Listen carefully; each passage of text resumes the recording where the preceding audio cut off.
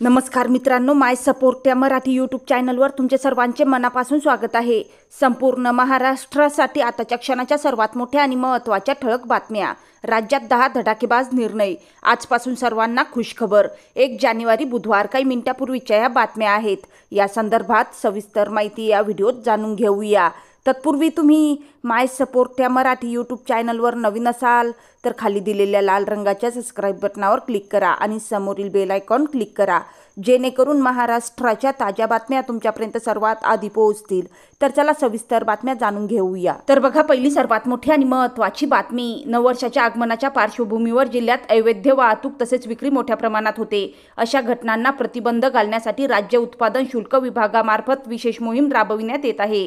कोणत्याही परवान्याविना परवाना मद्य विक्री किंवा अल्पवयीन तरुणांना दारू उपलब्ध होत असल्यास राज्य उत्पादन शुल्क विभागाकडून कडक कारवाई केली जाणार आहे। तर बघा, त्यानंतरची सर्वात मोठी आणि महत्त्वाची बातमी। राज्यातील शालेय विद्यार्थ्यांना गुणवत्तापूर्वक शिक्षणासोबतच सकस आहार पुरवण्यास शासन कटिबद्ध आहे।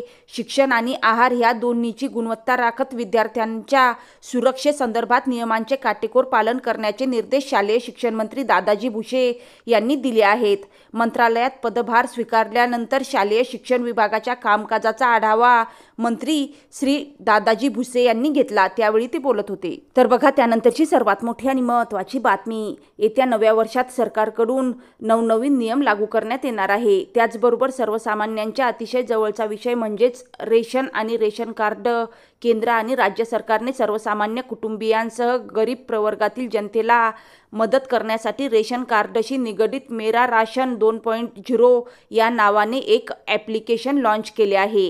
हे रेशन कार्ड ज्या व्यक्तीजवळ रेशन कार्ड नाही त्या व्यक्तींसाठी अत्यंत उपयुक्त ठरणार आहे। हे ॲप्लिकेशन तुम्हाला तुमचे रेशन कार्ड मिळवण्यासाठी झटपट मदत करेल। त्यानंतरची सर्वात मोठी आणि महत्त्वाची बातमी बघा। स्थलांतरित कामगारांवर लक्ष केंद्रित करून त्यांना स्मार्ट रेशन कार्ड देण्यात यावे। त्याचबरोबर स्मार्ट कार्ड देताना ते कुठल्याही राज्यातील असले तरी त्यांना महाराष्ट्रात कुठल्याही रास्त भाव दुकानात धान्य मिळेल असे नियोजन करण्याचे निर्देश मुख्यमंत्री देवेंद्र फडणवीस यांनी दिले। सह्याद्री अतिथीगृह येथे अन्न, नागरी पुरवठा व ग्राहक संरक्षण विभागाच्या पुढील 100 दिवस आराखड्याच्या अनुषंगाने मुख्यमंत्री फडणवीस यांनी आढावा घेतला। त्यानंतरची सर्वात मोठी आणि महत्त्वाची बातमी बघा। प्रधानमंत्री आवास योजनेअंतर्गत किमान 13 लाख घरकुलांना मंजुरी देण्यात येणार आहे। याकरता लवकरच घरकुल लाभार्थ्यांना पहिला ₹450 कोटी रुपयांचा हप्ता वितरित करण्यात यावा। ग्रामीण गृहनिर्माण योजनेच्या प्रभावी, गतिमान, दर्जेदार अंमलबजावणी व लोकसहभागासाठी महाआवास अभियान राबवण्यात यावे। त्याचप्रमाणे या आवास योजनेतील प्रत्येक घर हे सौर ऊर्जेवर करण्यात यावी, अशा सूचना मुख्यमंत्री देवेंद्र फडणवीस यांनी दिल्या आहेत। त्यानंतरची सर्वात मोठी आणि महत्त्वाची बातमी बघा। CBSE बोर्डाच्या शाळांकडे मुलांचा वाढता कल पाहता आता छत्रपती संभाजीनगर जिल्हा परिषदेच्या शाळांमध्येही CBSE पॅटर्न राबवण्यात येणार आहे। येत्या शैक्षणिक वर्षापासून याची अंमलबजावणी करण्यात येणार आहे। CBSE पॅटर्नप्रमाणे राज्य बोर्डाच्या शाळांच्या शैक्षणिक वर्षाची सुरुवात 15 जूनऐवजी 1 एप्रिलपासून करण्याचा प्रस्ताव सुकाणू समितीने शासनाला दिला।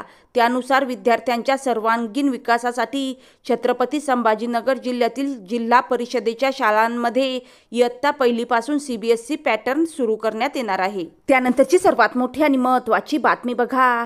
जात पडताळणी प्रमाणपत्र काढण्यासाठी सर्वसामान्य लोकांना अनेक वेळा अडचणींचा सामना करावा लागतो। या प्रमाणपत्रासाठी सर्वसामान्यांना अनेकदा शासकीय कार्यालयांची पायरी चढावी लागते। शहरी भागात राहणाऱ्या नागरिकांना आपल्या गावी जाऊन पाठपुरावा करावा लागतो। त्यामुळे हे प्रमाणपत्र काढताना लोकांची खूप अडचण होते। हा त्रास कमी व्हावा म्हणून मुख्यमंत्री देवेंद्र फडणवीस यांनी जात पडताळणी प्रक्रिया ऑनलाईन करण्याचे आदेश दिले आहेत।